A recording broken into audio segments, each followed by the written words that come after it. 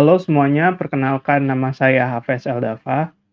Pada kali ini saya akan menjelaskan apa itu kelas di dalam JavaScript. Apa sih kelas itu? Kelas adalah template untuk membuat sebuah objek. Mereka merangkum data dengan kode untuk bekerja pada data itu. Kelas di JavaScript dibangun di atas prototype, tetapi juga memiliki beberapa sintaks dan semantik yang tidak dibagikan dengan semantik seperti kelas ES5. Di sini saya mempunyai sebuah kelas yang bernama rectangle. Di sini di dalam sebuah kelas rectangle mempunyai sebuah constructor, dan di dalam constructor tersebut memiliki sebuah parameter height yang menandakan tinggi dari rectangle dan width yang menandakan dari lebar dari rectangle. Di sini kita juga mempunyai sebuah kata kunci this pada height dan kata kunci this yang merujuk kepada width. Nah, di sini kita mempunyai penjelasan tentang constructor. Apa sih constructor itu? Constructor adalah metode khusus untuk membuat dan menginisialisasi sebuah objek yang dibuat dengan kelas. Dan hanya ada satu metode khusus dengan nama constructor di dalam sebuah kelas. Kalau kita mempunyai metode constructor lebih dari satu, maka akan menampilkan sebuah syntax error. Karena di dalam sebuah kelas hanya boleh mempunyai satu constructor. Constructor juga dapat menggunakan kata kunci super untuk memanggil constructor dari kelas super. Nah, di sini ada penjelasan juga tentang this keyword. Sebenarnya kata kunci this di dalam JavaScript itu apa sih? Jadi, kata kunci this di dalam JavaScript itu merujuk pada dirinya sendiri.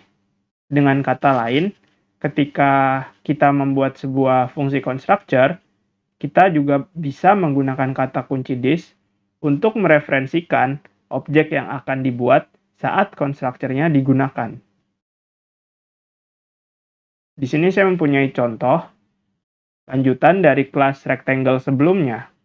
Di sini kita kan tadi udah mempunyai sebuah metode constructor nih yang mempunyai sebuah height dan width. Di sini saya menambahkan dua metode baru.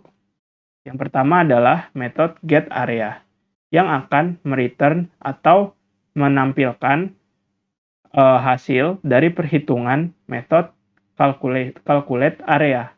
Dan di metode calculate area, dia akan mereturn atau menampilkan hasil dari perkalian tinggi atau height dan width atau lebar. Jadi intinya pada metode calculate area, di sini dia akan menggunakan kata kunci this untuk merujuk ke height yang ada di constructor. Lalu dikalikan menggunakan width yang ada di constructor menggunakan kata kunci this. Jadi kata kunci this ini dia akan merujuk kepada kelas rectangle. Seperti itu.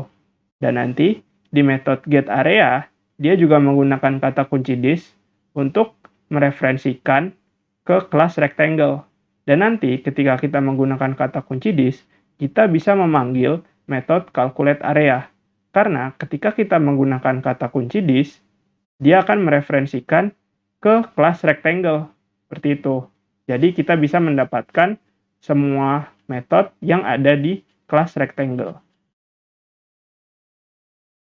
Nah, di sini ketika kita udah membuat sebuah kelas rectangle, gimana sih caranya kita menggunakan kelas rectangle tersebut? Caranya gampang. Kita bisa menggunakan inisialisasi objek dari kelas tersebut. Contohnya di sini, saya membuat sebuah konstanta baru yang bernama rectangle. Dan konstanta rectangle ini, dia itu sebuah objek baru dari rectangle.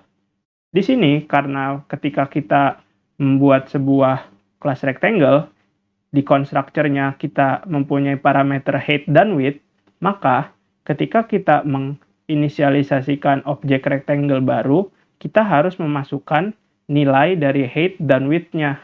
Di sini saya memasukkan 10 untuk height-nya dan width-nya juga 10. Dan nanti ketika saya menampilkan output-nya, output dari metode get area, maka akan menampilkan output 100. Karena jika kita lihat sebelumnya, di sini ketika kita menginisialisasikan objek baru, kita kan memasukkan nilai 10 nih untuk height dan width-nya. Dan nanti nilai 10 untuk height dan width-nya akan ditampung pada constructor. Dan ketika kita memanggil metode getArea itu akan memanggil fungsi calculate area.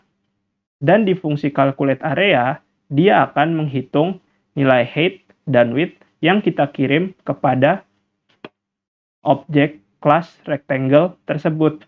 Maka ketika kita menampilkan outputnya, akan menampilkan output 100, yaitu hasil perkalian dari 10 dikalikan 10. Seperti itu. Sekian penjelasan dari saya. Kurang lebihnya mohon maaf. Terima kasih.